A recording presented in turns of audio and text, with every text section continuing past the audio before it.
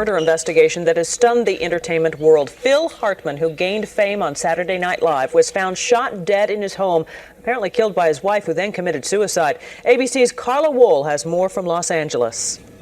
At 6:20 this morning, residents of this upscale Encino neighborhood called police to report gunshots coming from the Hartman's gated estate. Officers arrived to find a 9-year-old boy and a 6-year-old girl by the front door, both obviously upset. As they were taking the children out of the house, officers heard a gunshot in the master bedroom. There they discovered comedian Phil Hartman dead. Authorities say it appears his wife Bryn shot him, then turned the gun on herself. Mr. Hartman had been dead for a while. He did not die at the same time that Mrs. Hartman apparently killed herself. If I had shot my own children, would I not have done a good job of it? Why would I have then immediately rushed them to the hospital with 2 children still living? Christy woke up, and as I say, she may be the only one to get me out of this. Would I have brought her to the hospital? Wouldn't she be the one that I would make sure is dead? There are too many holes in it. Why would I have taken my kids to the hospital? Wouldn't I have made sure they were dead and then cried crocodile tears? That's insane to think that I would do such a thing and then bring the witnesses in against myself. That's crazy. I kept talking to them. Danny cried the whole way. I could hear him softly just moaning, and Christy was dying. God, all the blood, all the pain. I kept trying to tell her to roll over so she wouldn't choke on the blood, and it didn't dawn on me at the time that the blood was coming from her lungs. And I just kept talking to her, and Sherry didn't make a sound or a move. She doesn't remember anything. There are many times she said, "Mommy, what happened to your arm? What happened to me? What happened?" So when they go in and ask her point blank, "Do you remember a man?" and she says, "No," it's like being on the witness stand. They only give you a chance for a yes and a no, not an explanation. She doesn't remember anything, let alone saying a man. A horrible crime has been done.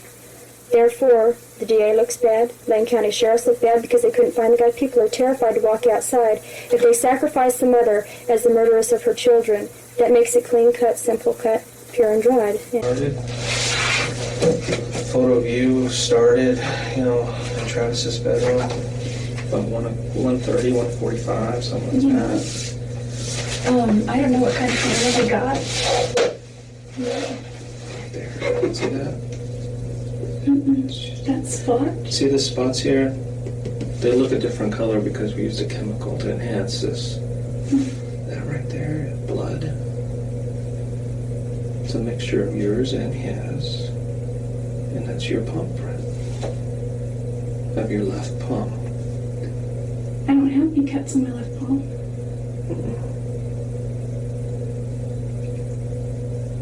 Nobody said that your cut was on palm. Do you have any recent cuts that are healed? Well, my cat scratches me. Little things. These are all her work. You can see. This is her. That's her. I've got scars. She's a feral cat. All these little things are her. Well, enough about your cat, but why is your palm print in blood? How can that be my palm print? Because you were there.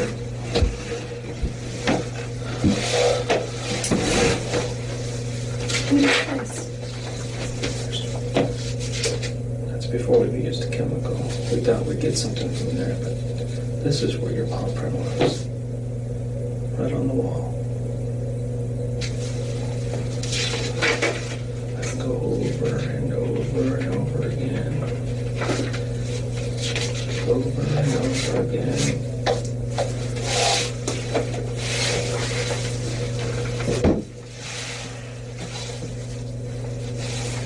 There's no doubt in my mind that you were there. There's no doubt in my mind that you did this. None. So you can go until you're blue in the face and tell me you weren't there and you had nothing to do with it. I won't believe you. I will not believe you. Because Travis is telling me that you did this to him. That's my job. My job is to speak for him. And this is what he's telling me. And I want to know why. It's killing me inside. I don't know why. Like, there's no reason for it. There's no reason why. There's no reason I would ever want to hurt him. There's no way anybody else. He never raped me. Nobody. Never. There's no way anyone else could have left your palm print in blood on that wall. No way. Get that through your head. If I was going to ever try to kill somebody, I would use gloves. I've got plenty of them. Nobody said you were, you had planned this out perfectly. Maybe you were going there to just talk to him, have a good time with him. Something got out of hand. Even if I were there, and even if I were going there to just have a good time with him. What if I tell you somebody saw you there? A neighbor. Do you remember some of the neighbors? Just That know Dave. you? The next door neighbor? Mm-hmm. And his wife? I don't know his wife. Okay. What about some of the neighbors across the street? No, I've never met them. No. But you've hung around there quite a bit, and they know you. Mm-hmm. Yeah, they've seen you there on that day. I wasn't there that day. Jody, you were there that day. And even if I'm trying to think, the majority of the time that I spent there, I had platinum blonde hair. Left glove, right hand. That's People 77.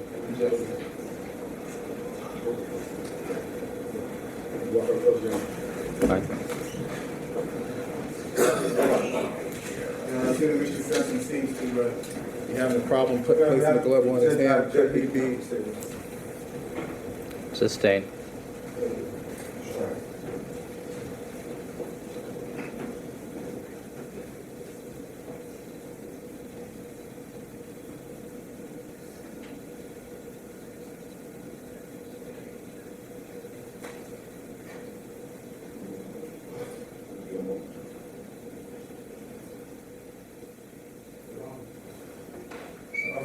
Mr. Simpson. The other glove.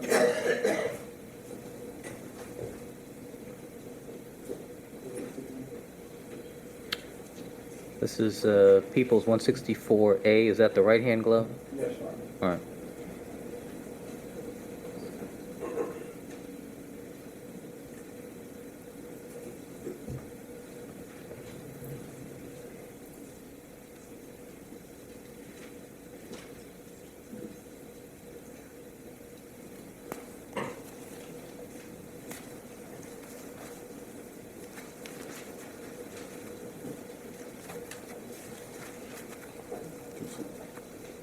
All right, Deputy Jex, would you just take a step back, please? Thank you.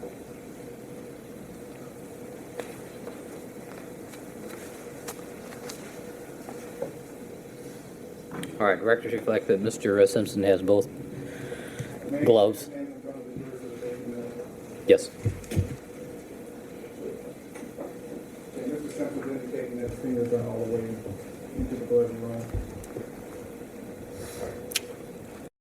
And he has a rather large head. O.J. Simpson, in a knit cap from 2 blocks away, is still O.J. Simpson. It's no disguise. It's no disguise. It makes no sense. It doesn't fit.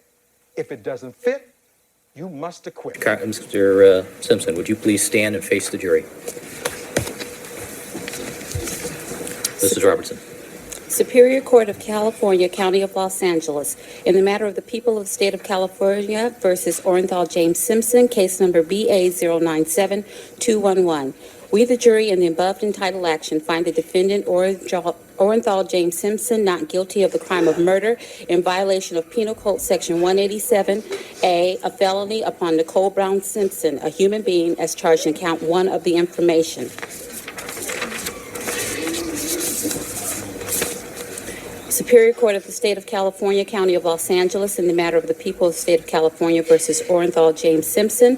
We, the jury, in the above entitled action, find the defendant Orenthal James Simpson not guilty of the crime of murder in violation of Penal Code Section 187A, a felony upon Ronald Lyle Goldman, a human being, as charged in count 2 of the information. We, the jury, in the above entitled action, further find the special circumstance that the defendant, Orenthal James Simpson, has in this case been convicted of at least one crime of murder of the first degree and one or more crimes of murder of the first or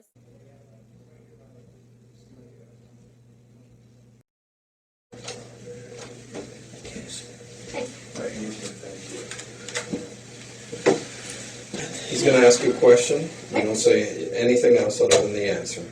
Okay?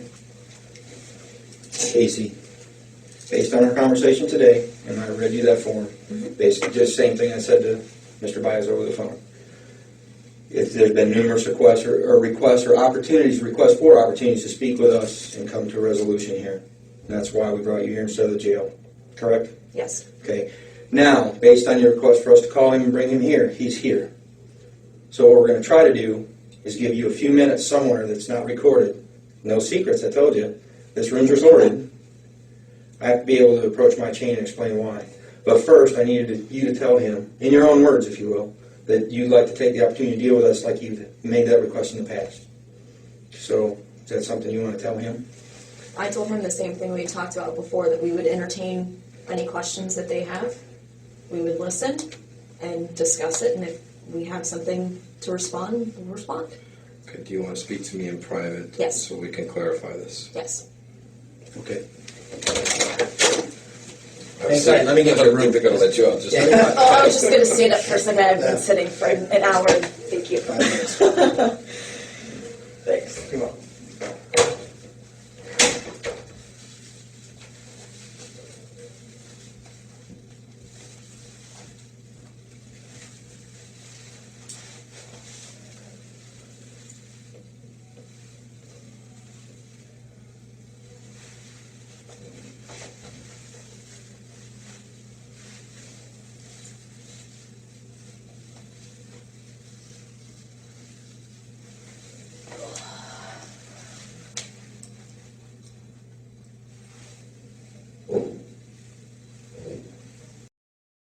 Back and forth, shearing the veins inside of his head, causing the retinal hemorrhage.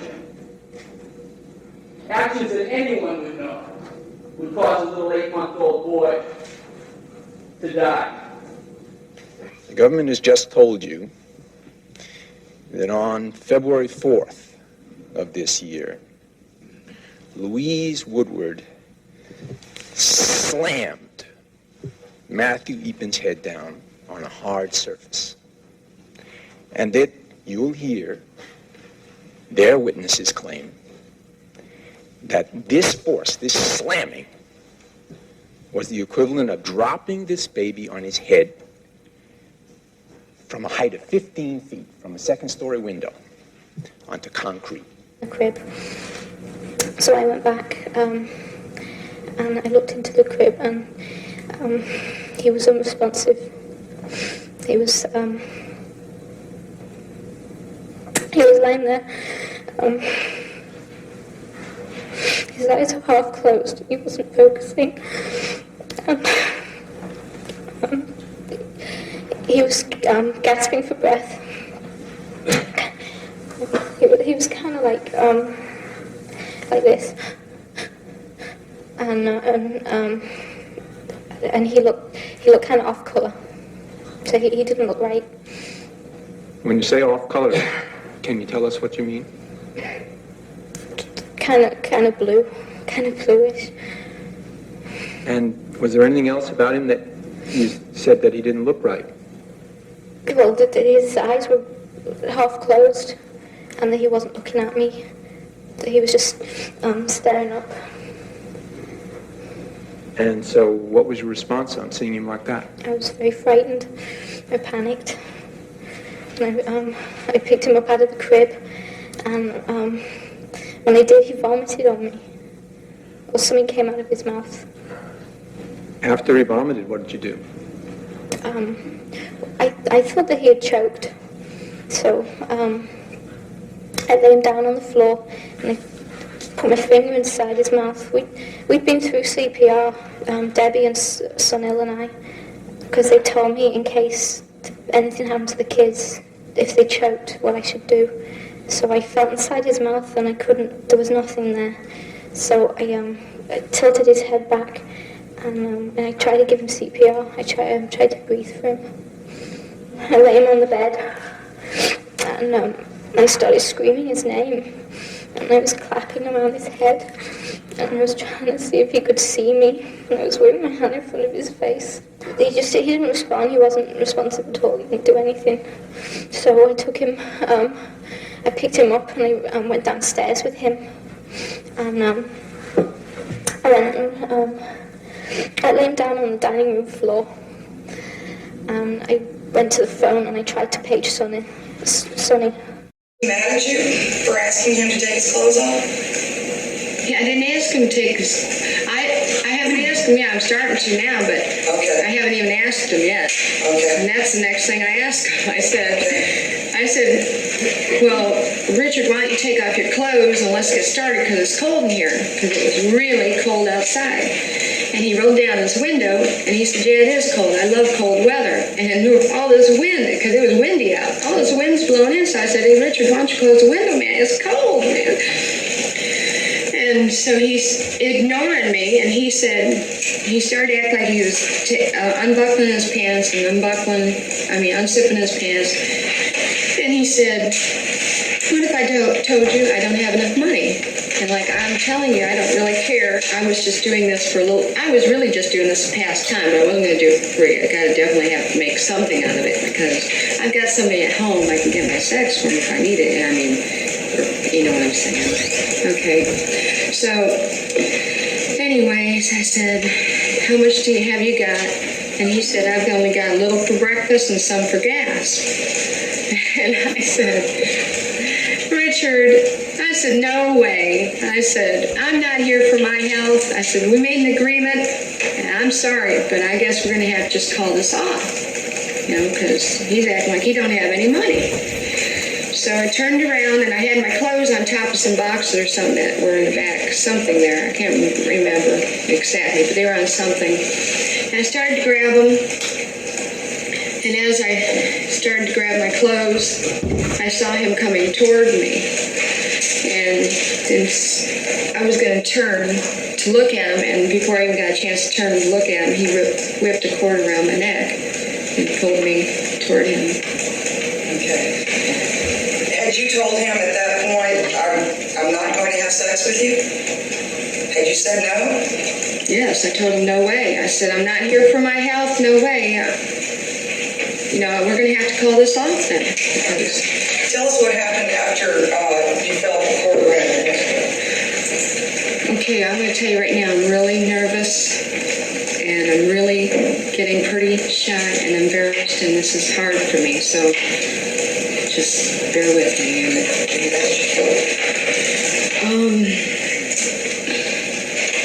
He put the cord around my neck, and he said, yes, you are, bitch. He said, you're going to do everything I tell you to do. And if you don't, I'll kill you right now. And I'll fuck you after.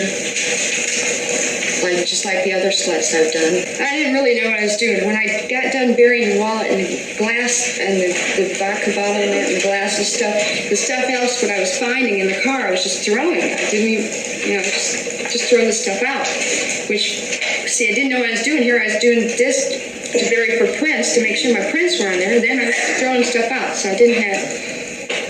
Did you take anything out of Richard Bowery's wallet when you were going through it? Well, he only had about $38 or 42 or 48, something like that. It wasn't very much money. Did you take it? Yes. What? I'm sure it's why Saki called me. Why was that? What are you talking about? It's the worst thing. Sorry, Amber. I'll just tell you. Okay. You haven't been watching the news, obviously. No. I have not been traveling during the last couple of weeks.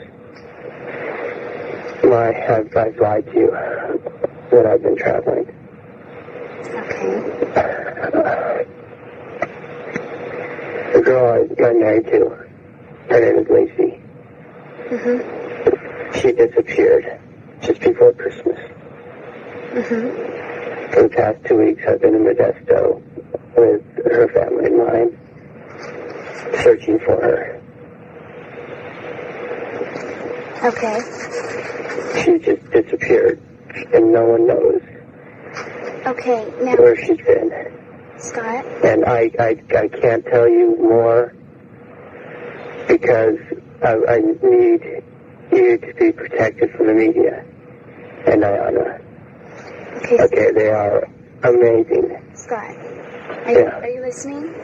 I am.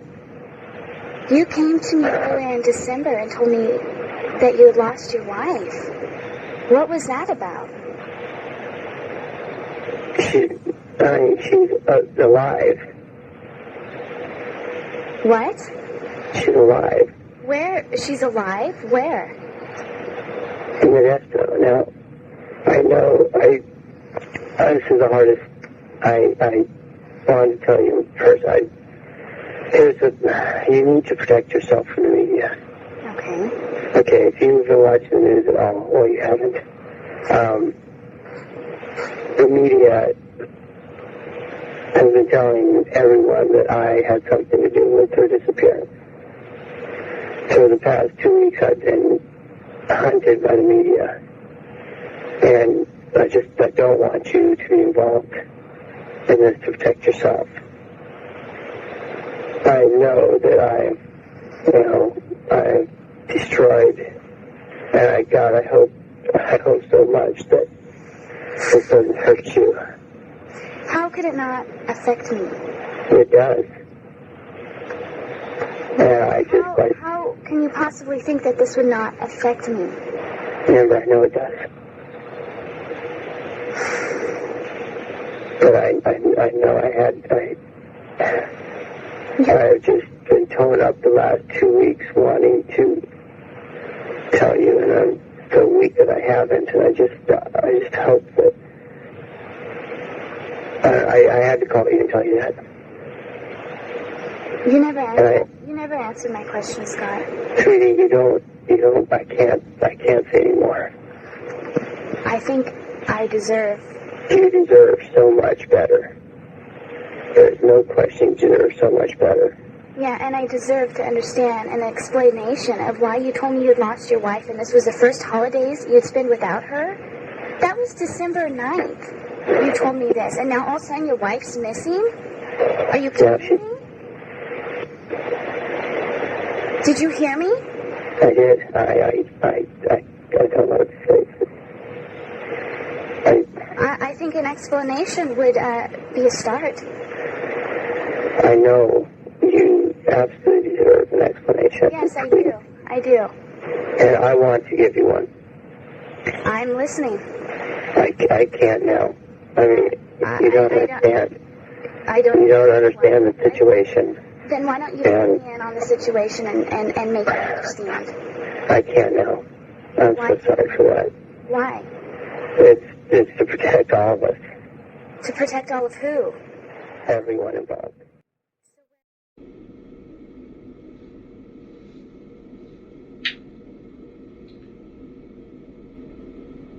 How did he feel when you said he needs a lawyer? He didn't believe me. Like, when I told him, like, Georgia C. Forensics is closing down the house, they know something, or there's something, like,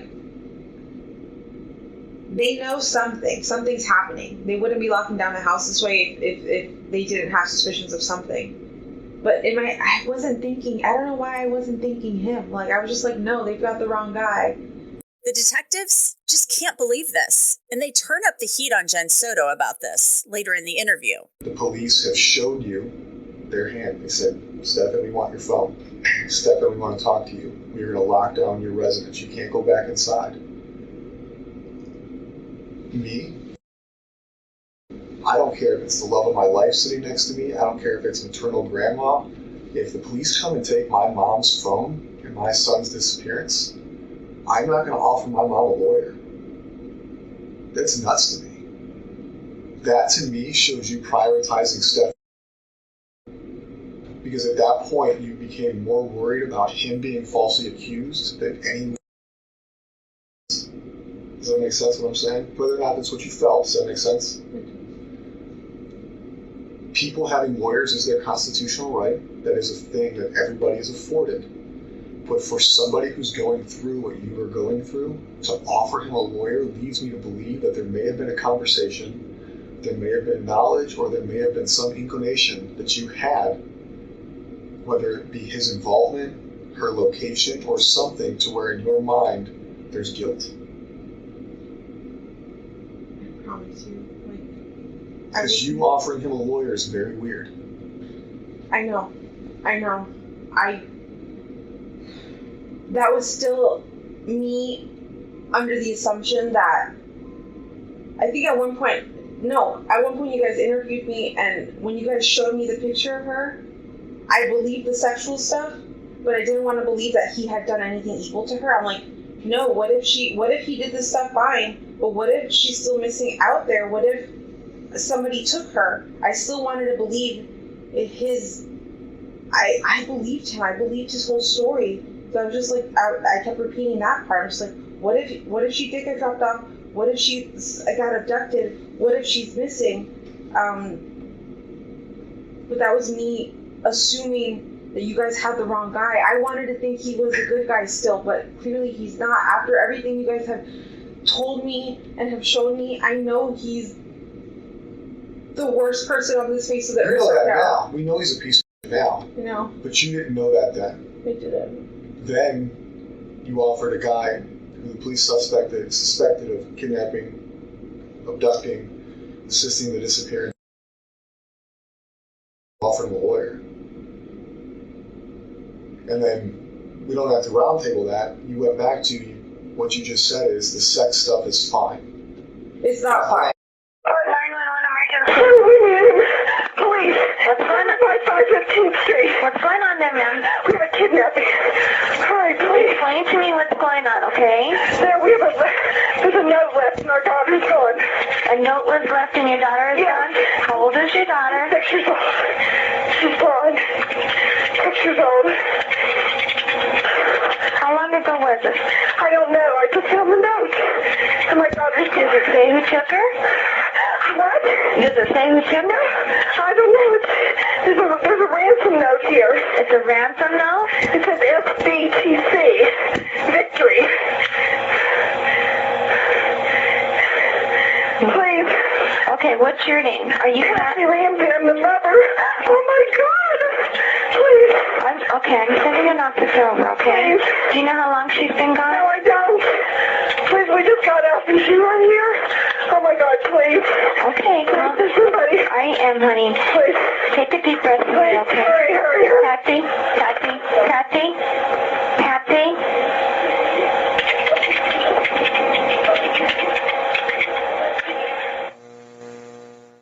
An empty tent, bloodstained mattresses. Agents arrested Jean Leroy Hart. The state's first two witnesses were former camp counselors. For 2 days, we've gone over what happened to our child. But still lacking, at least at mid-afternoon, was any hard evidence directly linking Hart to the scene of the crime. Young girls murdered at camp.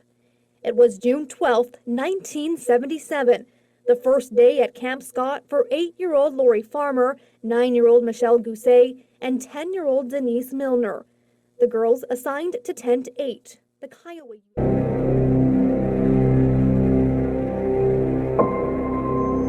It's Monday evening in Minneapolis. 4 police officers have responded to a call alleging a man has used a counterfeit $20 bill to buy a packet of cigarettes.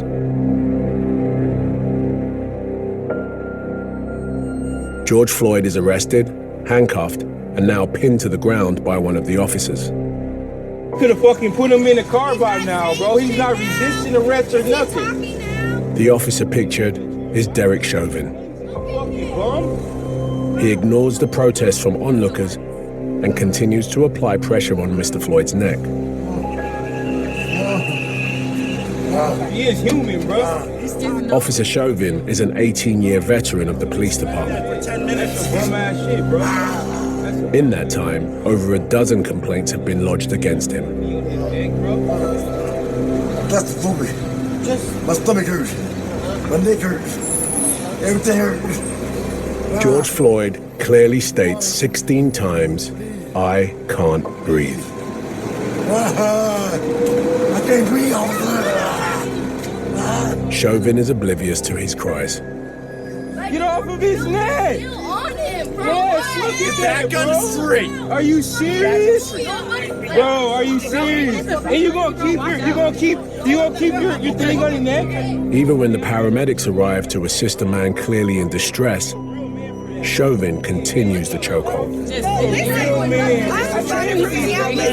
fact that you guys aren't checking his pulse and doing compressions if he needs. Chauvin has applied pressure to his neck for 8 minutes and 46 seconds. And later that evening, George is pronounced dead. Other than the most common question, how are you, the next most question we get asked most often is, what can we do to help? And today is an opportunity because the investigation side is very focused, but today we're really asking people, this is a way of helping. Let's rattle the cage of who took her. Let's really get that person wrestling with their conscience. If you know who is involved and you're keeping this secret, remember that it's never too late to do the right thing. Every time that person clicks to search a Madeleine link to find out where we are and what we're doing, this is going to come back to haunt them. This video will be there prompting them, telling them that we're reaching out to the person close to them who knows what happened, that we're prompting their conscience. We urge anyone who knows anything about the whereabouts of Madeleine or who has information regarding her disappearance to do the right thing now. The emotional impact of the trial appears to be having an effect on 7 months pregnant Mrs. Lindy Chamberlain and her pastor husband Michael. Mr. Barker put directly to Mrs. Chamberlain that she had taken Azaria to the front seat of the family car and cut her daughter's throat. Mr. Barker said a spray of Azaria's blood had gone up under the dashboard and that more blood had flowed down the seat. Mrs. Chamberlain began sobbing uncontrollably and after more questions said, "We're talking about my baby daughter, not some object." How are some of these answers allowed to pass when they're coming straight from reports made by the people on the stand? Very curious. I don't understand your question. I'm not sure what you're asking me. What I'm asking is,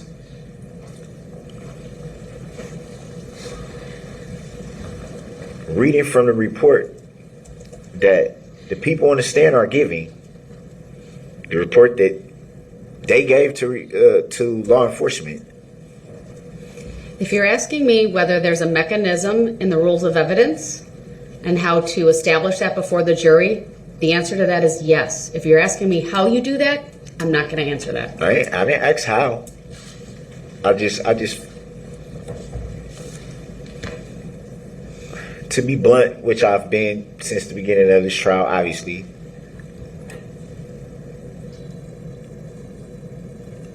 I see the whole strategy here by the prosecution. I see right through it. Don't have any cross-examination, mainly because you've already schooled the people getting on the stand on how to answer certain things.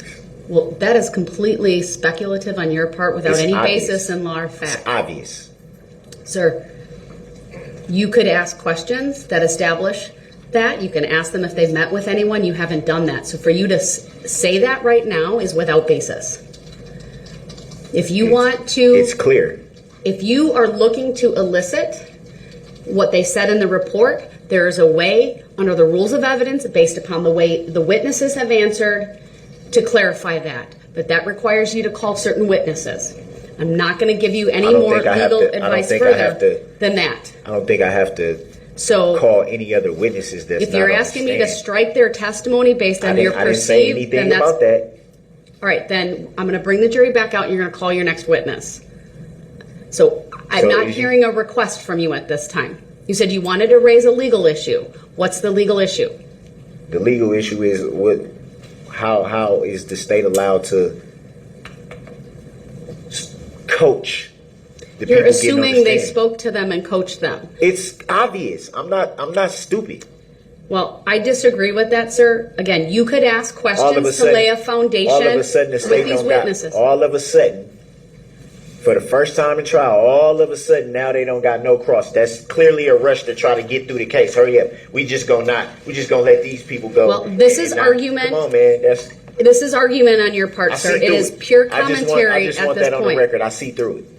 And your Nice try, see-through but I see through it. has absolutely no basis in fact. Yeah, I know that's what's being done. You Come could on, man. ask these questions. You could Come on, ask man. these You got the right witnesses one. certain questions, and you're not. I'm far from an idiot. They're your witnesses, sir. If you believe. So I'm gonna start asking every witness up here that they seem just to mysteriously now not have any cross for. Have they been coached to answer the way they answer? Because Well, you can't ask that, but you can ask them if they've met with anyone ahead of their testimony here today, which you've done with other witnesses. I find it very funny that these are their reports, and now all of a sudden you can. Oh, I saw the person in the car. Oh, but Mr. Brooks, I this saw is them an reach attempt for by something. you Oh, to delay these I don't recall proceedings. what they had on. Mr. Brooks, You can there's recall no seeing purpose somebody for you reach saying something this and right don't now. know what they had on. I find that All right, very. I'm having the jury brought out. I'm instructing you to Come on, avoid man. the commentary when the jury comes out, or you will I didn't forfeit say- your right to be I didn't present. say nothing. Before we do that, there's an issue that we do need to take up potential as to a witness by the name of Abel Lescano. He has prior criminal history. Thank you.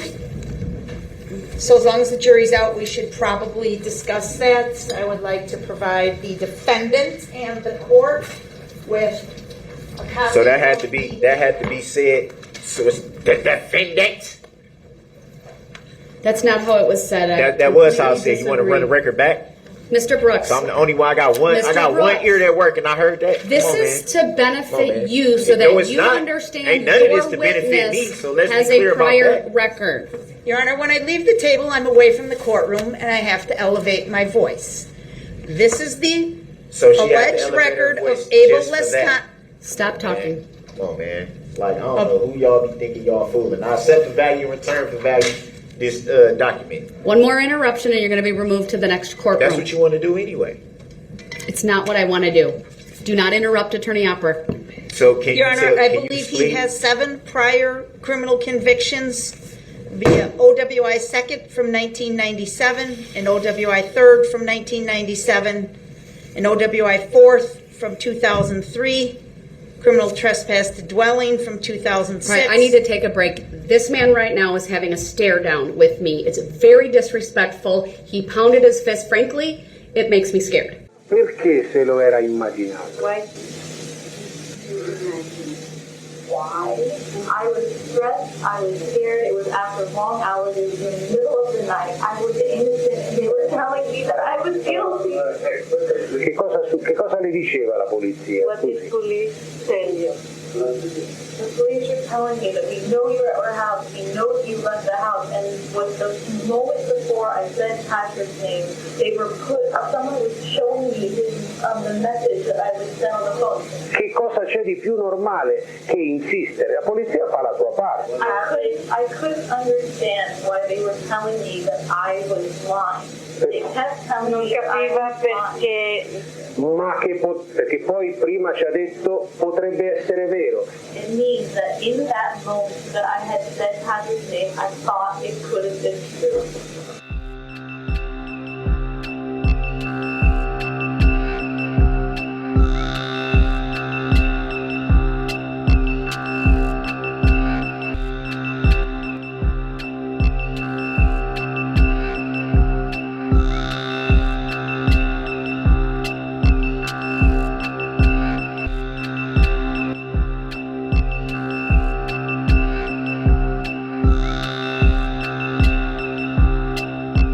You know, sometimes I can't say what I really feel. I am pending trial here. As to sex and violence, many people are into S&M and bondage and stuff, and there's clubs that... Yeah, we're talking about you. Me? Well, sex and violence? Well, No, I don't think I'll answer that. This is a wicked world. And in a wicked world, wicked people are born, you know? And regretting is not my style. What I did not know about this insanity defense is that in the state of Illinois, when you plead not guilty by reason of insanity, you're saying that you committed the crime, but that you were insane at the time. So it's not a question of innocent or guilt anymore. What they're trying to do is your whole trial now becomes an insanity trial where you're to decide whether a person is sane or insane. John, how about Tim McCoy, the last one of the 5 that you say you have personal knowledge of? Tim McCoy, even though he's the last one, he's the first one. He's the first one, actually. Right. The first of the 33. Tim McCoy was the first one, and Tim McCoy's name wasn't put on him until 1988. Prior to that, he was known as Unknown Number 9, and he was buried by me in the crawl space. That's the only knowledge that I have of it. What was the circumstances of that? He was killed in the house in self-defense. And who killed him then? I stabbed him. Yeah, and it was an issue of self-defense. Why was he in the process of assaulting you, or what? He was coming at me with a knife.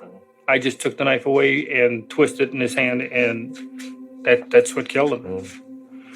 So at that point, you yourself did bury him then in the crawl space. Right, and if you notice, he's under concrete. Did you bury any of the others in the crawl space? No, I had nothing. I had no knowledge of them. Yeah. Well, why is it that your first one is there, and then 20 some others are buried down there as well? Did somebody know that you had done this with the first one, to giving them an idea? More than likely, when drinking and getting high with the others, yeah. Admitting it to them. So you feel others then followed your suit in using this as a burial ground? Without a doubt. Yeah. Why were those lies important? They were important because that's all he had. We're here because of the deaths of Bart and Krista Halderson, and they are dead. There's no doubt about that. You have most decidedly concluded that at this point. You have seen their bodies. But on some level, whoever Chandler Halderson was died years ago as well. And what was left was this shell of a person who made this nonsense up, who built himself up to be a tech employee, rescue scuba diving guy, who was going to college. It was all he had. It was all he had. And that started to unravel. Maybe his parents suspected it. But you listened to Bart Halderson on that call just about a day before he was killed. That sound like someone to you who knew his son had been lying to him? Those text messages. I spoke to Omar Job. I'm ready whenever you are. He didn't know what was going on until that moment. So when Bart Halderson finds out that this is a lie, to Chandler, whoever Chandler Halderson is, the whole world crumbles. Because if you weren't going to school, they sure weren't going to hire you at American Family Insurance. That couldn't have been real. There's no way you got a job at SpaceX. What else are you lying about? Where are you going all the time when you say you're training for this scuba diving team? Everything about him falls apart. He doesn't have any money. Remember when he texted his girlfriend he was going to the police? Hey, can I have $5 for a sandwich? He can't just leave. He can't move out. He can't get in the car and head west. He probably couldn't make it out of the state with the amount of money he had because he never had a job. He had two options. Own up to his lies, stand up, and finally tell the truth for once. Or like a coward, shoot your father in the back. And that's exactly what happened. It's exactly what happened. Miss Vera says, wow, we just got a shell casing. Yeah, we got a bullet fragment. Just happens to have Bart Halderson's DNA on it. And you looked at it, just happens to appear to have blood all over it. And then text my mom. Hey, pick up soda for me. Dad's phone's dead. She gets home. Whose blood spatters on the safe right there by the bullet fragment? Those little red dots, human blood. It's Krista Halderson. We don't know what happened. We know exactly what happened. Murders are not captured on video. That's not how this happens. That's how this works. Sure, in the grand scheme of things, there are some people who are stupid enough to walk up to a gas station, stand in front of the security camera, and shoot somebody. But that's not real life. That's not common sense. Chandler Halderson did this in the basement of his house. The blood is everywhere. The bullet's there. You heard from Mr. Leatherberry, who testified, he only found one, and the one he found was kind of rolled behind under that bench. He tried to clean up. Peroxide everywhere. He's having people bring him peroxide. Blood all over that fireplace stoop. Bone fragments in the ash trap. You know exactly what happened. You don't need a video. The lies are important because it's all Chandler Halderson had. And when they were exposed, he started coming up with this plan.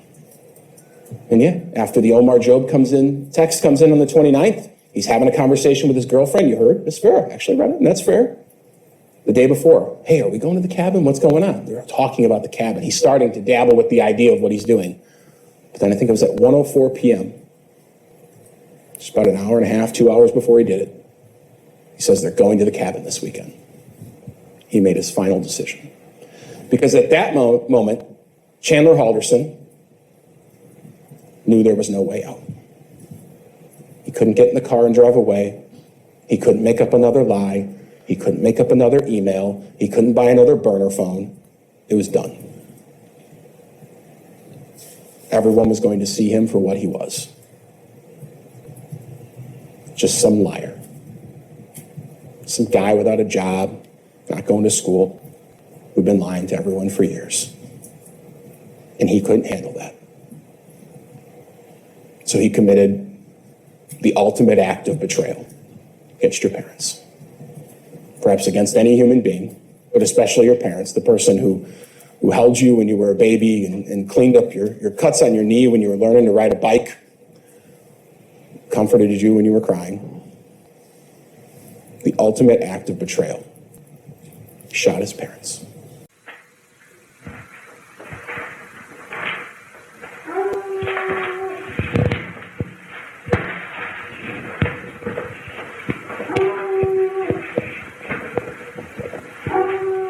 Back everybody out. That's blood, right? Everybody looks like it. Is that blood or boo-boo? It looks like blood. Anybody got gloves on? Yeah, I'm not close. Knox County Sheriff's Office! We're here to check your welfare!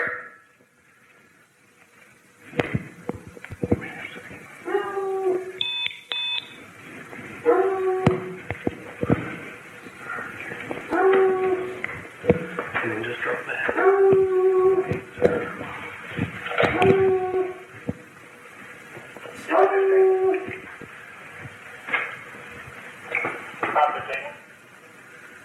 Knox County Sheriff's Office!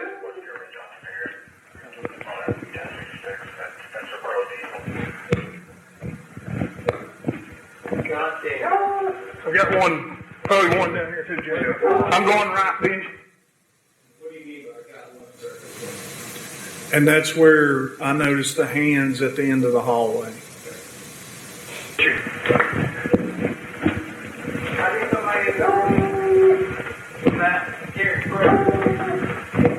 This room's clear.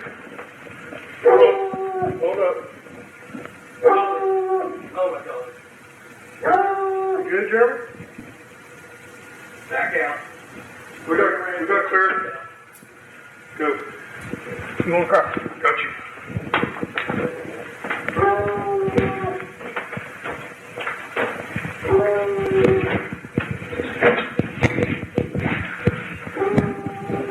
Clear. Get out. Clear. This door says where dog is. Knives. Blood. Hands. Is that people's hands? Yeah, I think so. That's what I see. That's what it looks like. It's your fucking hand. Get out now. Into a sort of eat-in kitchen area.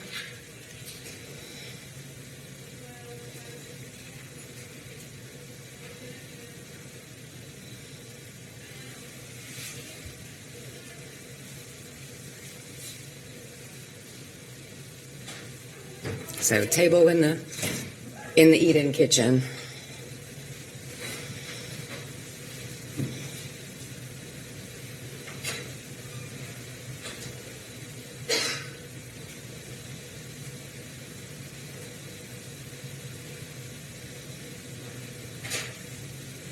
random items in the kitchen floor.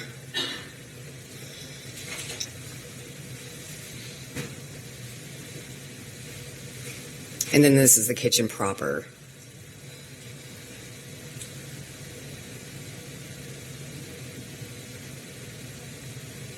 So it's important to note here that the stovetop is on in this large stock pot. At this point, do you have any knowledge of anything being inside the stock pot? No.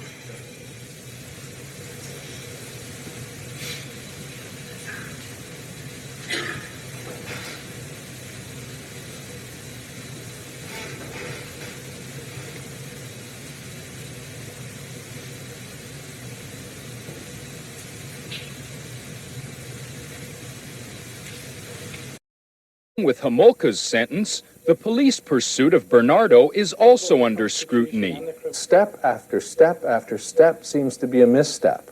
Author Stephen Williams has chronicled what he calls a shoddy investigation still plagued by unanswered questions. Example, could Bernardo have been arrested sooner on charges he now faces for a series of rapes in Scarborough in the late 80s? As a suspect, he gave DNA samples in 1990 before the schoolgirl murders. It took 2 years to get a final DNA analysis, a delay blamed on police and on backlog. Canada's most sensational murder trial will finally get underway later today. Nearly 2 years after his arrest, Paul Bernardo will appear in a Toronto courtroom, charged in the gory sex slayings of 2 Ontario teens. And there has been a great deal of speculation about this case. To tell us more, to help us speculate, maybe to help enlighten as to what will unfold over the weeks to come, we are joined outside the courthouse by 2 people who will be providing regular analysis for CTV, psychologist and lawyer Nancy Lands and lawyer Alan Young. Good morning to you both. Good morning. Help us out here. What should we expect day one? It's taken a long time to get here. There has been reams written about it. Canadians have been inundated with media reports. A lot of it, of course, because we don't know what's going to happen. We don't know what the attorneys have. What's going to happen day one? Well, I think expect the unexpected. I don't think too much will happen today. There's still a lot of logistical matters to get through. I think the jury's just going to be sent home to fill out a questionnaire. What we're going to discover, as we discovered with the O.J. Simpson matter, that law moves in a very slow, snail-like fashion. We probably won't hear anything for 3 weeks. And with a publication ban, that means that people will not really know what the details of this case are for probably 3 weeks. Yeah. Nancy, what about a plea? What do we expect here? Well, there are 2 possibilities that I see at this time. The insanity defense is one possibility, but there's another alternative here, and that is Bernardo may, and his lawyers may say that he just didn't do it. And it may be something that murders that he wants to pin on someone else, possibly Karla Homolka. So there are 2 options that I see viable at this time. Mm-hmm. Actually, Dan, there's probably a third option, which is that Mr. Bernardo may admit complicity in some of the other offenses, the lesser offenses like the kidnapping and the assault, but deny having involvement with the homicide, and we enter the wonderful world of recriminations where he's going to point the finger at his wife and his wife's going to point the finger at himself. Sometimes coming clean and admitting to complicity in some acts makes the jury see you as more believable. So that's a possibility. I want to say to my babies that your mama loves you so much. I can't even describe what I'm going through. I mean, my heart is just, it just aches so bad. Whoever has them, I pray every day that you're taking care of them. Hundreds search for her maroon Mazda. We're screaming, hollering, crying. It's hard to imagine that the car has just vanished. Whoever has my children, that they please bring them home.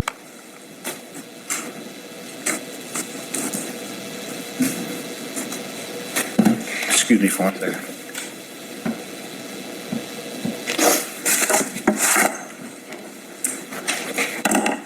Going to the day that this happened, that you said you came home, where were you coming home from? I had decided with my wife's conversation the night before that I would take the opportunity to go over, do some maintenance issues of the condo, and to put together my daughter's bike. Okay, so Did you leave the night before or in the morning? The night before the morning of what, ma'am? When you came home and said you found your children dead? I left the night before, after dinner. When? After dinner. What time? Ma'am, I was on vacation.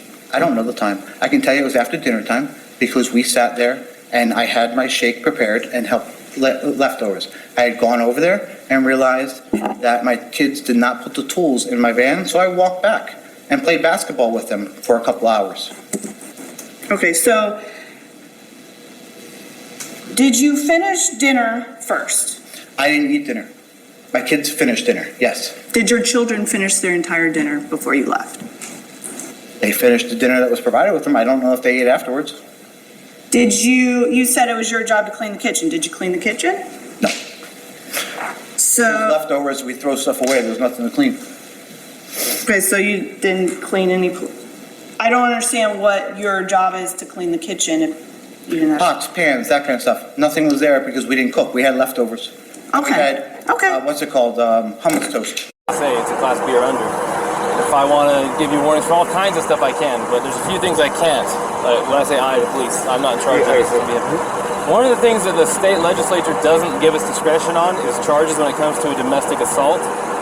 And it sounds like you guys are living together, so you meet the statute for domestic partners, and you do have injury, and both an independent witness, probably the next one we're going to talk to as well, which we haven't talked to yet, but the one we did talk to, and your own companion have made it clear that she was the primary aggressor and that she was striking you and that you received injuries. You haven't admitted to striking her. She has not admitted to you striking her. The witness did not see you strike her. So at this point, you're the victim of a domestic assault that even if you didn't want to pursue this, we don't have a choice. The best thing we could do to not, the law says we have to charge her. It doesn't say we have to put her in jail. Okay, but it also says we have to separate, do a no contact order, and that we have to put her in jail if we cannot separate. And there's a little problem here is you guys live out of Florida living in the van together. How are we supposed to separate you guys? Now, I don't want to take this small 20, what is she? Yes, a 22-year-old. 22-year-old female in jail. jail. That you could definitely defend yourself against, but at the same time, we can't say because you're a male and she's a female, we can't treat this different than if you were the male hitting her. We got to treat it the same. Yeah, no. So she's kind of in a tough spot. So unless you have an idea about how she can not go to jail and be separated, do you have friends in town? Somewhere she can stay? Tomorrow, if you want to, it's up to you. You can go to jail? You can't because we don't have a charge for you. Now tomorrow, if you wanted to be with her again tomorrow, yeah, take your radio. if you want to be with her again tomorrow, because it's after 5, so our office is closed, you can go to the police department, fill out a waiver to drop the no contact order so you guys can still be together, but she's going to have a court date online in a week or two. She's going to have to show for her court date online and answer. The prosecutor might drop it. They might say, for example, if you're not willing to pursue it, if that's your decision. Anyway, I was going to say, it definitely is. I'm not going to pursue anything. But my fiance, I love her, it's just a little squabble.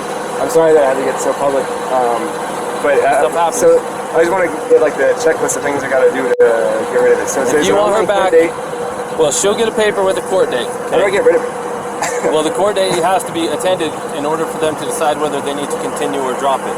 The first is just an initial appearance to say, are you who we think you are? Yes. Do you understand the charge that's been brought against you? Yes or no? Yes or no, the answer. Do you have an attorney? Yes or no? Do you need one? And then from there, she can ask to speak with the prosecutor. The prosecutor might be contacting you and say, hey man, I know she's 110 pounds soaking wet and you're a big strong guy and we understand you're not even wanting to pursue this, but the cops have to follow the statute. How, we're in the interest of you, of justice for you as a victim, what do you think? And they can decide to still prosecute her, or they can decide to drop it, or they can decide to give her a plea and make it kind of go away if she behaves from now on.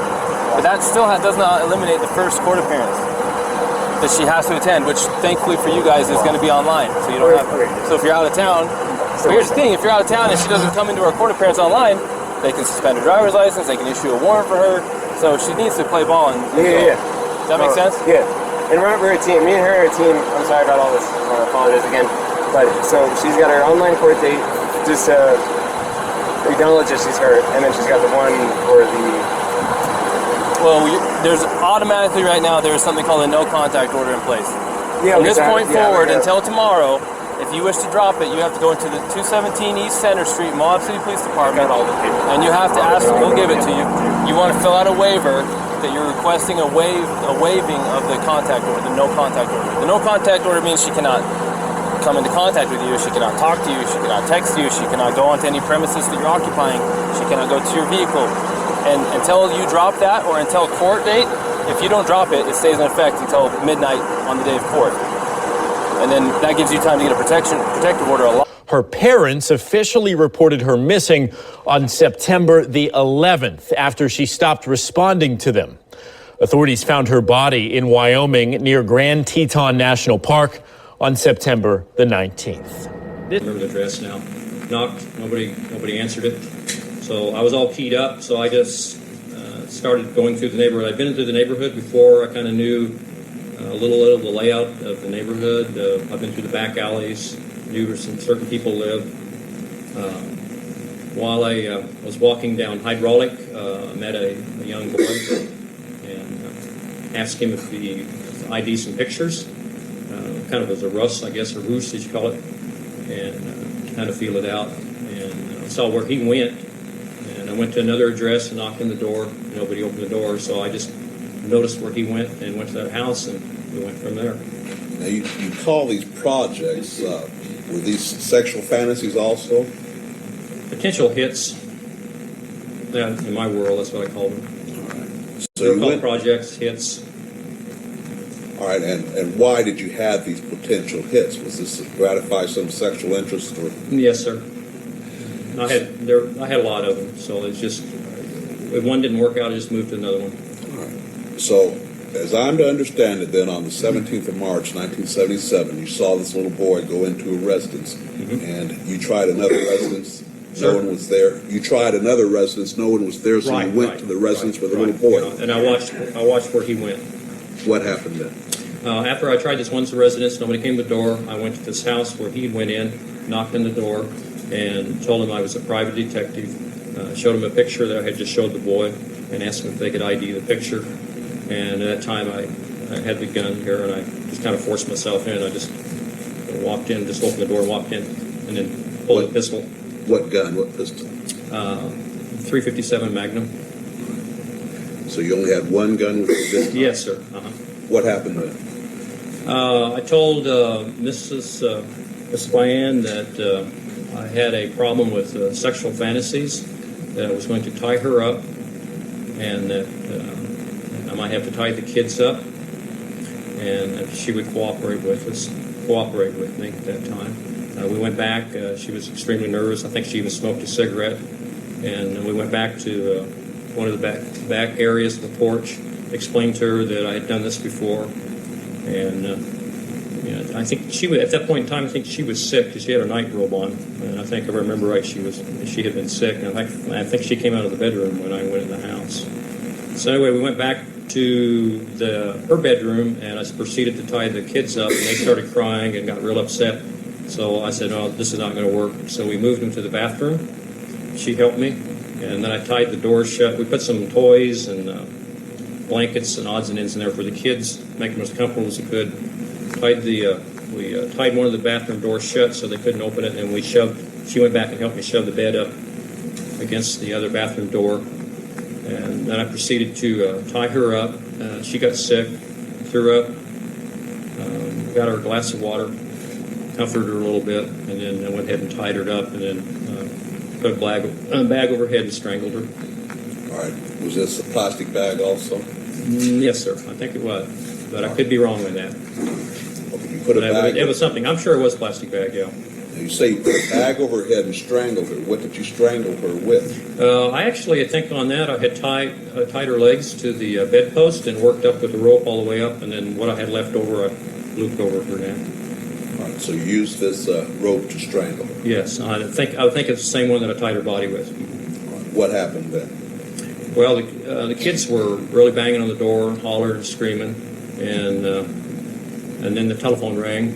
And they had talked about earlier that the neighbor was going to check on them, so I cleaned everything up real quick and got out of there, left, and went back into my car. Now, when you say you cleaned everything... Well, I mean, put my stuff... I had a briefcase, whatever I had laying around, ropes, tape, cords, I threw that in there. Whatever, that I had that I brought in the house. Had you brought that to the Bride residence also? Now, there is some, I think it was the basic stuff, but I don't remember bringing total stuff like I did to some of the others. Okay, ready, war. What did they think they were We are at war now. But what did they think they were doing for you? They wasn't doing anything for me. What did they think they were doing for you? Okay. If you were me and I am you, everything you do is for you, is for me too. So what did they think? If you're in they one were mind, if achieving I for am you and you are me and we are all together, and then who's responsible for come together over me right now? It's all his fault. Oh, no, it's his fault. No, we put another false face on it. It's Halloween. It's your fault. So now, wait a minute. Criminal behavior's the same. It's mundane in most minds. Criminal will always go to a familiar place. Tex had been to that house. Tex went back to that house. Here's the conversation. Indian Mesa. We got 4 campfires. We got 4 queens on a motorcycle gang, a motorcycle group that rides SS motorcycles out of Venice, Santa Monica. So we're riding motorcycles and we're all up there and we got these fires going and we got this big problem that came up.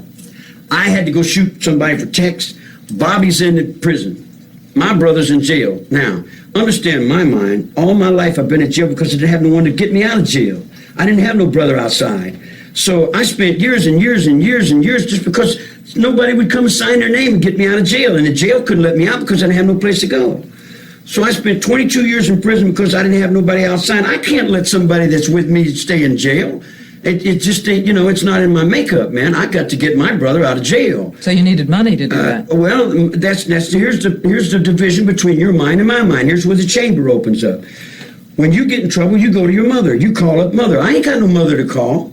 Well, you go to the bank, draw some money, pay a lawyer. I ain't got no money. I can't go to no lawyer. I go to a lawyer, I ain't got enough money. I got a little money, and anytime anybody knows anything about lawyers, when you got a little money, they're just taking that. They'll take the little money and let you sue them in court. You dig? In other words, like, I don't have enough money to go to the lawyer to get Bobby out. So everybody standing around, and I said, pay me. Pay me what you owe me. Now. And they said, well, how do we do that? I said, get my brother out of jail. He said, how do we do it? I said, I don't know how you do it. I don't care how you do it. Do it. Now. Do it. And they said, how do we do it? I said, don't ask me how to do it. I don't want to be no part of no conspiracy. But however you do it and get it done now. And they said, well, we don't know what to do. We'll get a lawyer. And then, here, Leslie and Patty, they said, if we get a lawyer, all they're going to do is lie and take our money anyway. Now, system, blame it on your lawyers. If your lawyers ain't lying and taking the money of the poor people, then the poor people got a court to stand on, and they got rights as individuals for a revolution they fought in 1776 that guarantees rights to a common, ordinary farmer, poor man on the street like me. A rebel. I got my rights in the 76 courtroom. If you don't give me my rights in the courtroom, then I become King George. And I got all the rights then.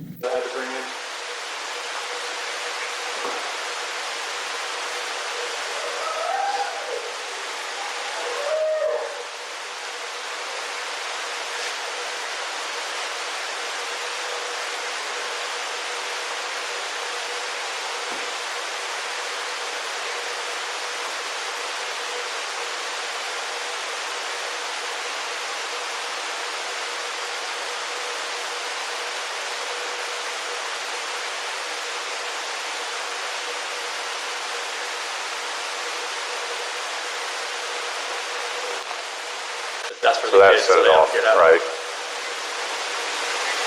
Our remote on the outside doesn't work anymore. It got wet and the whole radio on the ground. So yeah, that was it. Okay. All right. Appreciate your time. Yeah, no problem. Thanks. Hopefully something comes up here.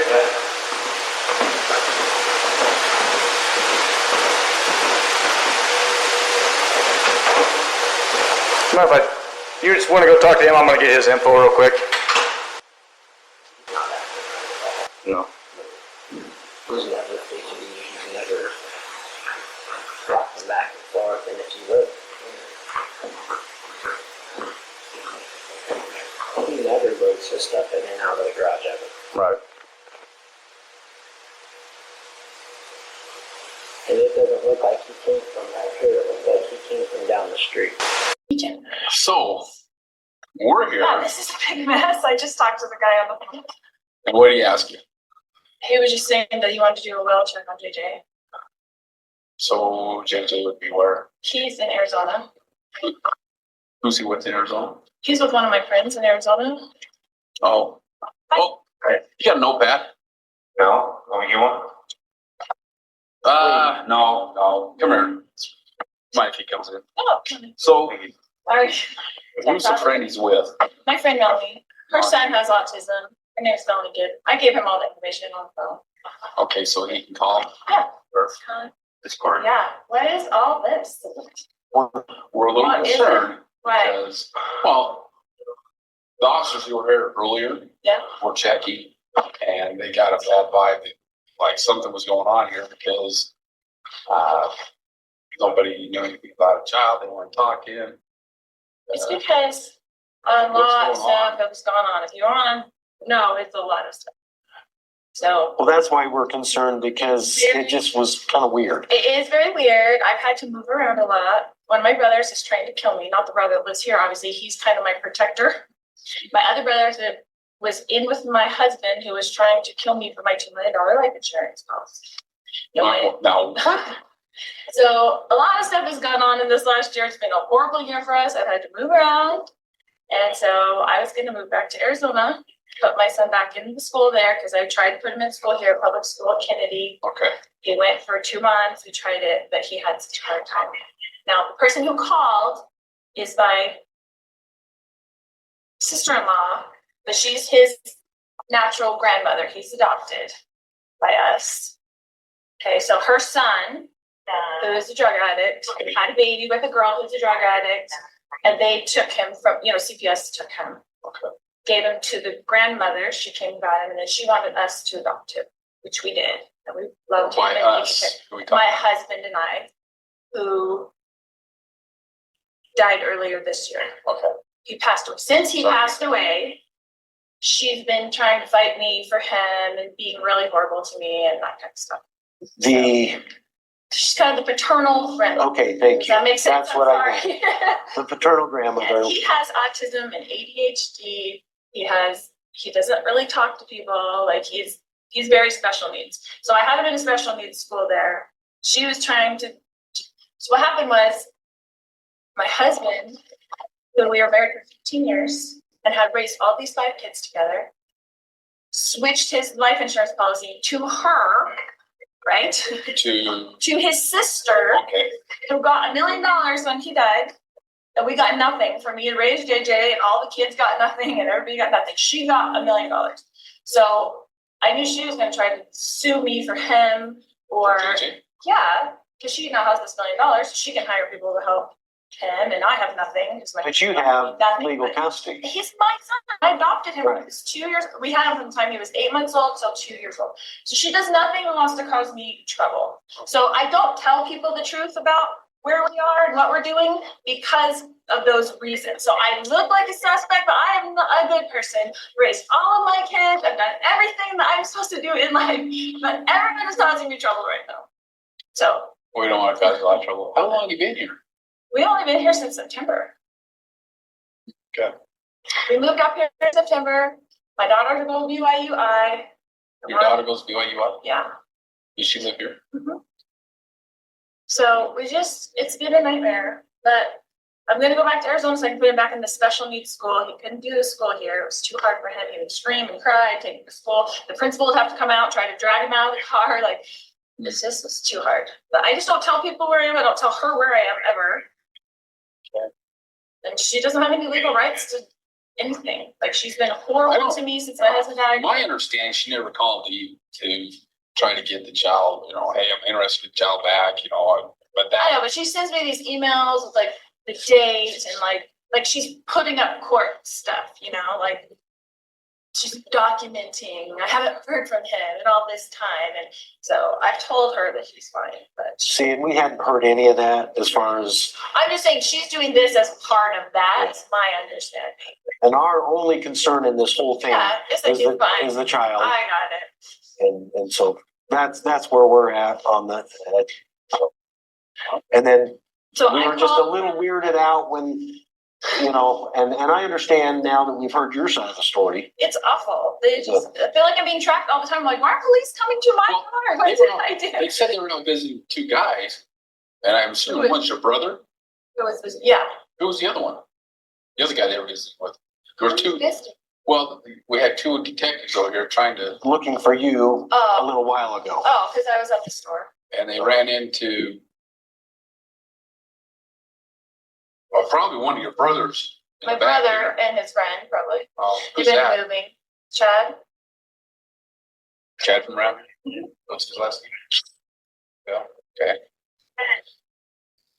All right. So it's just a mess. Like, just constantly causing me trouble. Chad the D-A-Y-B-E-L-L? He's an author.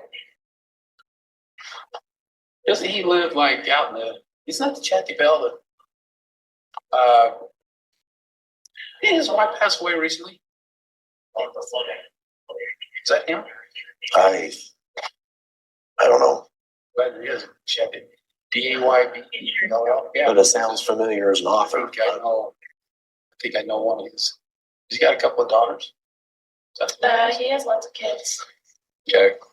Hope it's safe. All right. Well, you need anything else? Sorry to bother you. Thank you. We don't mean to be a problem. I'm sorry that people are constantly knocking on my door. Looking for me, and I just don't want to be found. So Have you had problems? Because I think we only had. well, the reason I'm moving is because the brother that was going to kill me, that we found emails and texts with my husband at the time, came showing up here. So he found out where I was, and he was knocking on my door. No, this was your brother? One of my brothers. He showed up here and was knocking on your door. He lives in Kansas. And you said something about you were getting threatening emails? Well, no, just after my husband passed, I found emails and texts between them that they were planning all this stuff to get rid of me. Do we need to worry about him coming over? Well, that's when I'm moving back. I'm moving, and I'm not going to be in a place. I'm going to live with my friend, Melanie. Don't tell anybody her name yet, because I don't want anything in my name. I put the apartment in my name, but I've been staying over here with my brother because he protects me. Okay. He's very protective of me, so. If he shows back up, you know, you can call, take care of it. Well, that's what I'm saying. Like, it's just a nightmare. I mean, I canceled the insurance policy since my husband passed, so there's no money if they kill me. And what are they going to do with JJ and Tyler? Like, what do people think? Yeah. So, well, if you have a problem, shows back up, feel free to call us. We'll come and run them off or something. Okay. All right. Okay, get out of here. Say goodbye. Thank you. See ya.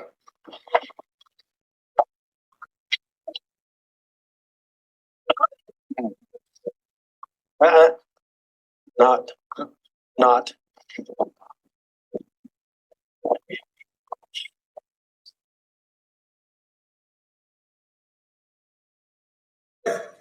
Should you take this gun or any gun like it and blow your son's brains out on June 7th or any day or any time? No, I did not.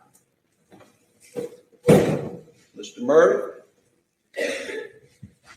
if you take a 300 blackout, such as this, and fire it into your wife Maggie's leg, torso, or any part of her body? No, I did not. Did you shoot a 300 blackout into her head, causing her death? Mr. Griffin, I didn't shoot my wife or my son anytime. Ever.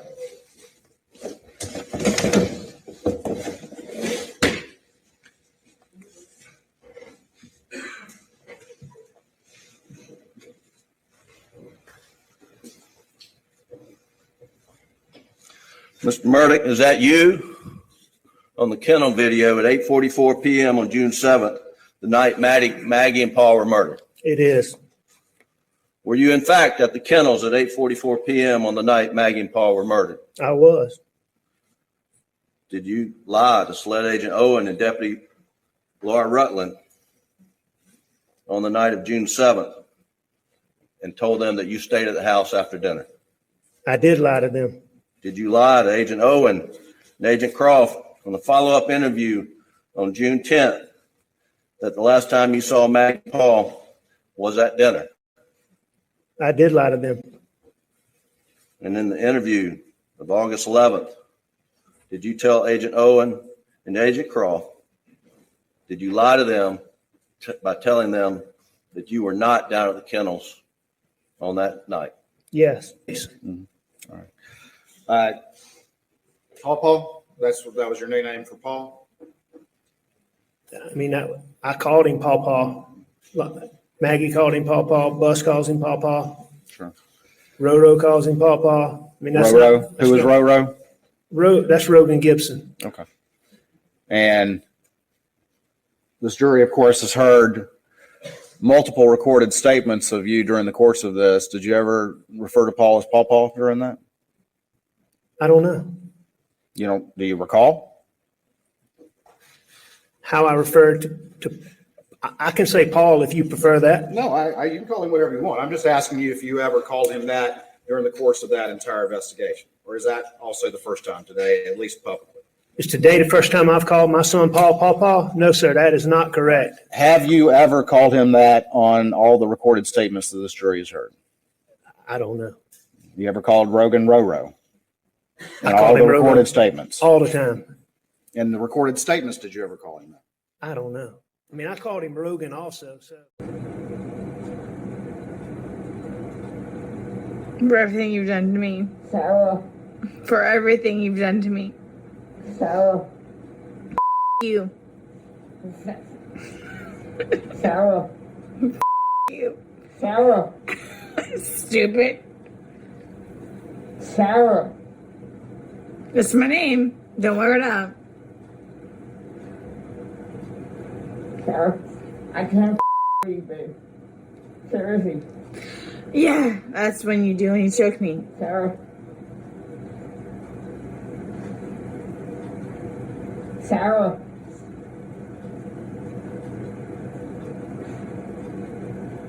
Sarah.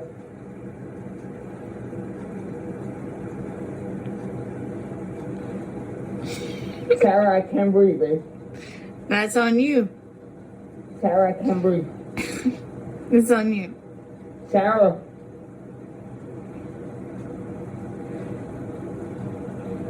Real or ransom. I want to get video for it extra. Because I got this. Sarah. Real or ransom. Sarah.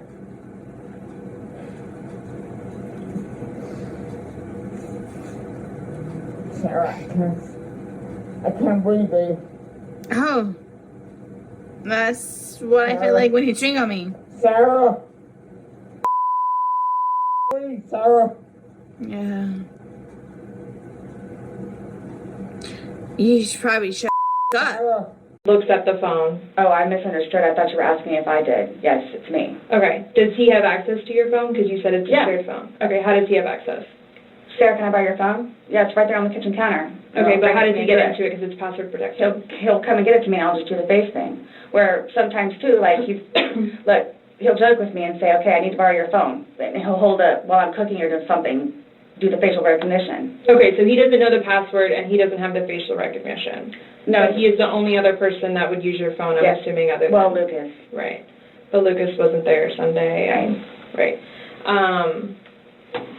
So, to your recollection, no videos on Sunday? Not that I'm aware of. Okay. I mean, I maybe took a picture of them, the two of Tess and the dogs, and George, and had them dancing. But I mean, it's just Tess. Mm-hmm. Okay. So I have something that I want to show you that we found, and it was from your phone. Mm-hmm. Can you see it? If you need to move it around, go ahead.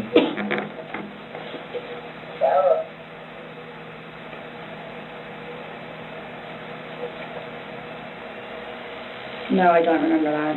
For everything you've done to me. For everything you've done to me. Your battery's about to die. Shut it down. Oh, okay. Let me.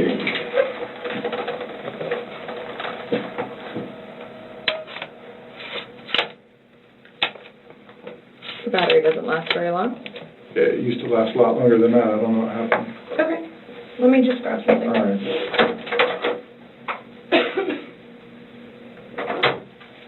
No, I was just simply asking because you had a look on your face when she asked you if you've ever done that before. You looked kind of shocked and.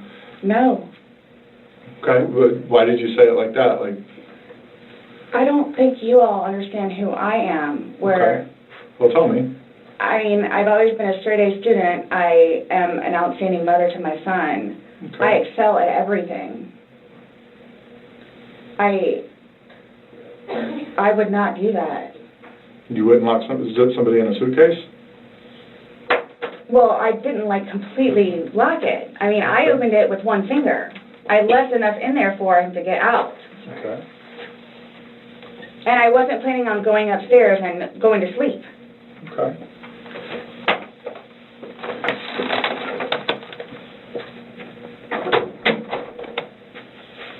No, it was just the way you said it. You guys are scaring me. Why? Well, we just want you to watch this. This came from your phone. Don't you want to know what's on it? Yes, please.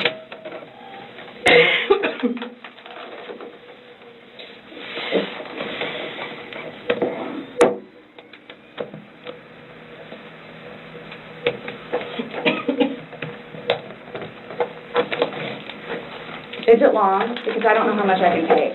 No. I don't know how much I can take. I don't know how to find your...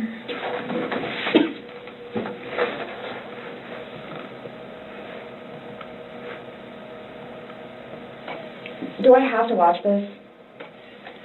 I continuously throw up. I don't sleep. I don't want to see it, if that's okay. Well, it's on your phone, and you can either explain it or we take it for what it is. Yeah. We're just trying to give you the opportunity to tell us what's going on. That's it. It's that long? 2 minutes. No. For everything you've done to me. For everything you've done to me. Fuck you. And this Fuck is, you. that's you, your voice. Stupid. Sarah. That's my name. Don't wear it on. I can't fucking breathe it. Terrific. Yeah, that's when you do it. You choke me. Sarah. Sarah. I don't want to watch it, please. Okay. Last time we talked to you, you had said that you put him in the suitcase, he had two fingers hanging out, and you I went to flipped him that. over. I flipped him over, and that's where it was. There's two different videos and a still picture where, yeah, it shows you flipping him in different positions, and him saying that he can't breathe, and you saying fuck So you. this is upside down. So in order for him to have gotten into it... It was flipped up. Right. It was flipped up normal. Yes. Like as if you're packing something. So this is upside down. Guys, this is killing me right now. So this image is upside down, and then this small video that occurred 11 minutes later, it's flipped over the other way, closer to your dining room table. Okay. Now he's obviously still in there. So he didn't, how did it go from the back to the front? I flipped it. Okay. I was teaching DARE up in Oregon.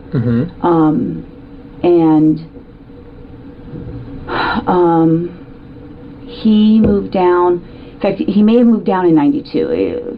92 or 93, there was a big earthquake. No, when was the big earthquake? No, 94. 94, yeah.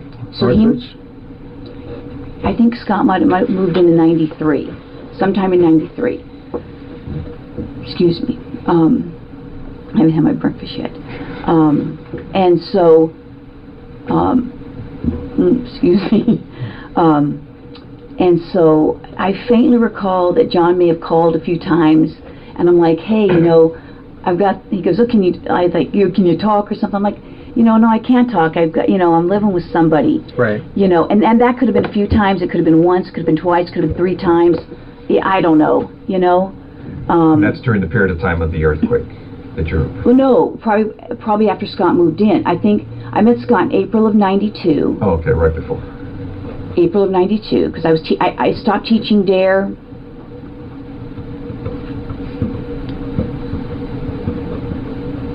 I think I stopped teaching DARE sometime in '92.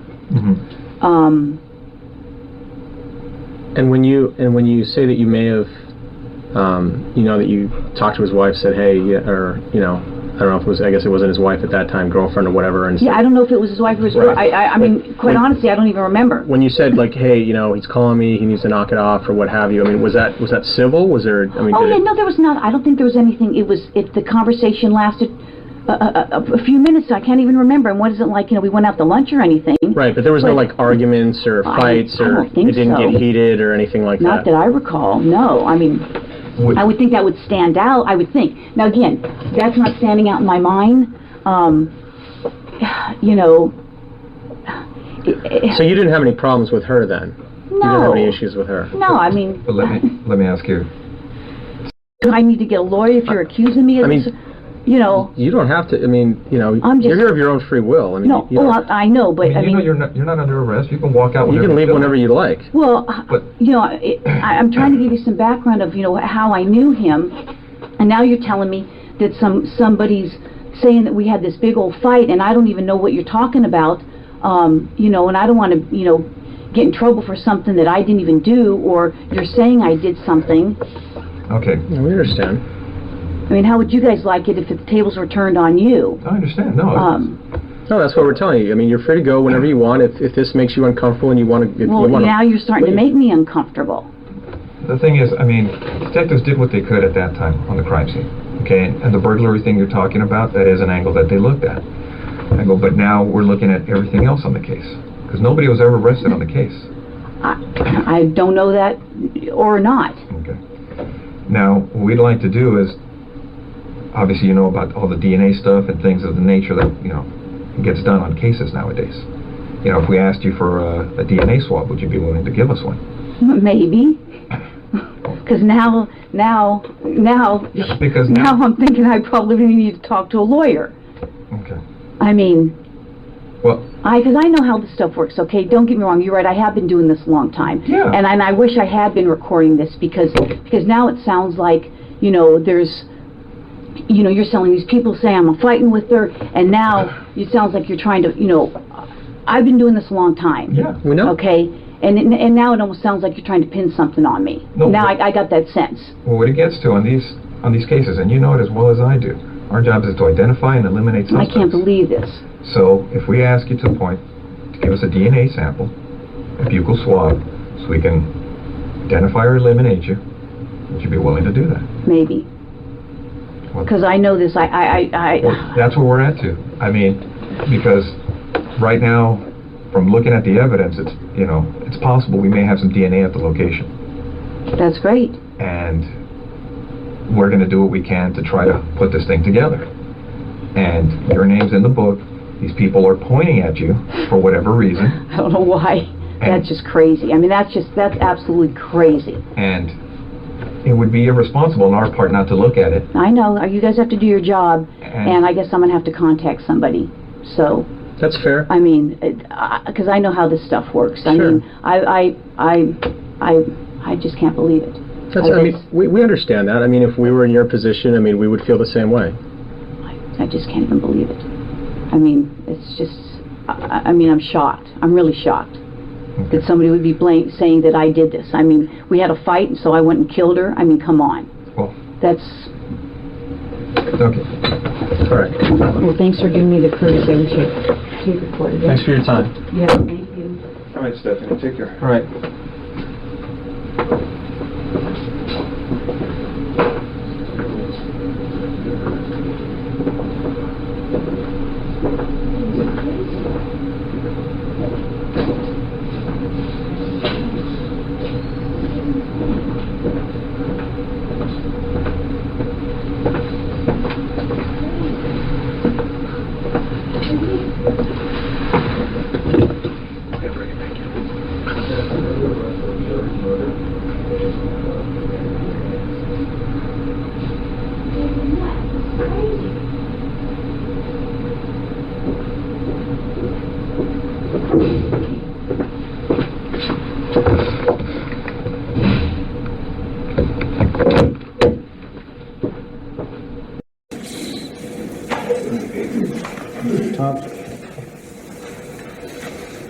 Mr. Bundy? All right, please go.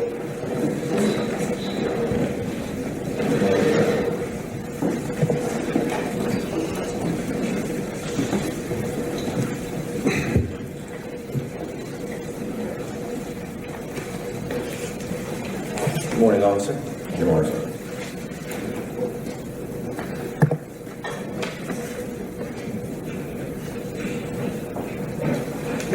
You testified here this morning that you recall arriving at the Conmega House approximately 3:26 a.m.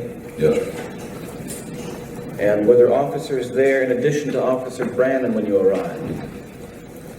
No, sir. As I arrived, I parked in the driveway and I observed Officer Brandon jumping the curb and parking on the front lawn. It was almost simultaneous. And you were approaching the house as he was entering the house? We went up the walk, yes, sir, together. He was just exiting his car as I did. You recall the lighting in the area? There was a porch light on, and there are some street lights on Jefferson Street. And who met you at the door? I don't know the name of the young lady, sir. There was 2, possibly 3 young ladies in the foyer, but I did not get any of the names.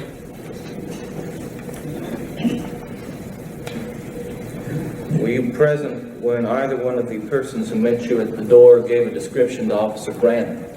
No, sir, I was not. You went immediately upstairs? Yes, sir, immediately upstairs.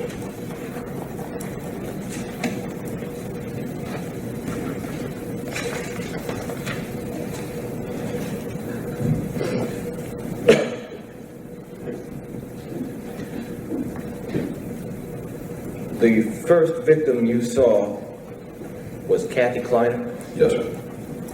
Did you speak to her? No, sir, not directly. She was in shock, or appeared to be in shock, and was incoherent. So talking to her would have been to no avail. And then you next encountered Karen Chandler? Yes, sir. Did you speak to her? Yes, sir. Can you recall that conversation? Not word for word. The gist was that she did not know what had happened. She knew she was hurt, and she was concerned about Kathy.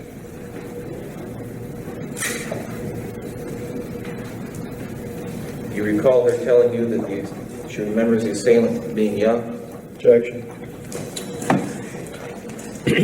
Restate the question. Do you recall her saying anything about whether she remembered being assaulted? No, sir.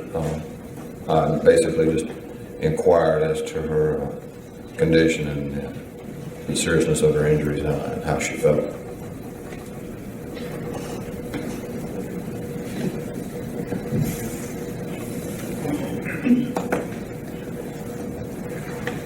Next, you approached room 4, is that correct? The room, according to my report, I remember to be room 4, yes, sir. Now, your testimony, the door was closed? Yes, sir. How did you enter the room? I turned the door handle and pushed the door open. With the same hand, or did you use one hand to put on the door handle, the other hand to push on the door? How did you enter? I turned the door. I'll let him know. Turned the door handle with my left hand and pushed it open with my left hand. Then, to the best of your recollection, almost step by step, if you can, officer, what did you do next? Step by step, use my right hand to turn on the light. Turn partially to my left. Observed the young lady lying in the bed. I took 1 or 2 steps toward her, and that's when I heard the house mother behind me. She told me the girl's name, Lisa, and I spoke to her. All right, now, were you wearing gloves? No, sir. Your hands were bare? Yes, sir. You called out Lisa Levy's name? I called Lisa. Yes, sir. Then what did you do? Then I approached the bed and shook her and attempted to awaken her. Can you describe what you saw, the bed and Miss Levy at that time? As I stated, she was lying on her right side, her face turned toward the wall, and I grasped her by the left shoulder when I shook her. Was she covered or uncovered? She was covered all completely up to about her ear. Most of her body was covered. Then what did you do? When I was unable to awaken her by shaking her, I started to pull over on her back. You attempted to? Well, I started the motion of pulling her over on her back. And then what happened?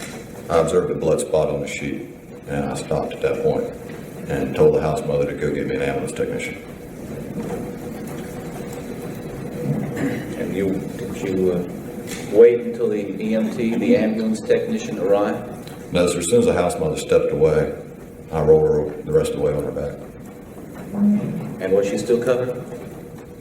I pulled the covers back some by then, so she was covered from the waist down. Did you do anything else in that room before the EMT arrived? I attempted to find a pulse on the sleeping. Anything else? No, sir.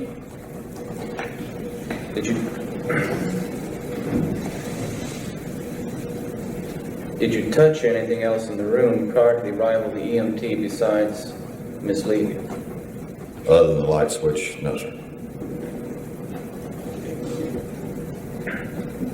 Remember the name of the ambulance technician who entered the room? No, sir, I do not. Is it male or female? Male. What was the first thing you did when that technician entered the room? I advised him that I felt that Miss Levy was injured and needed his care, and that I had been unable to find a pulse beat, and that she was turning cold.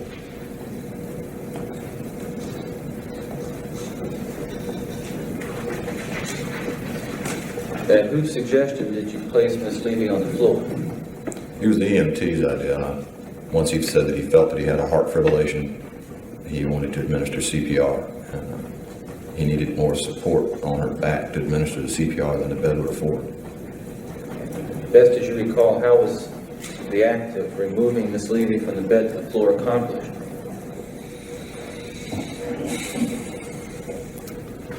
Officer Taylor, I believe, took her feet and knees, and the EMT supported her shoulders, and she was lifted and placed on the floor.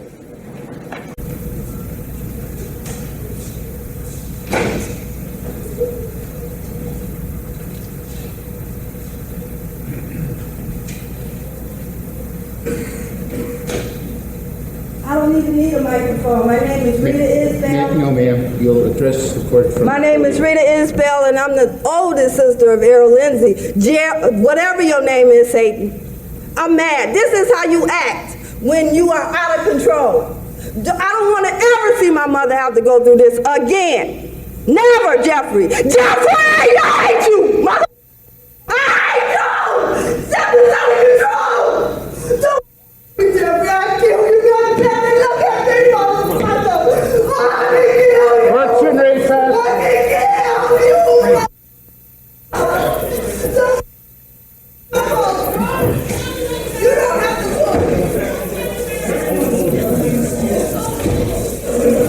Take it easy, it's okay.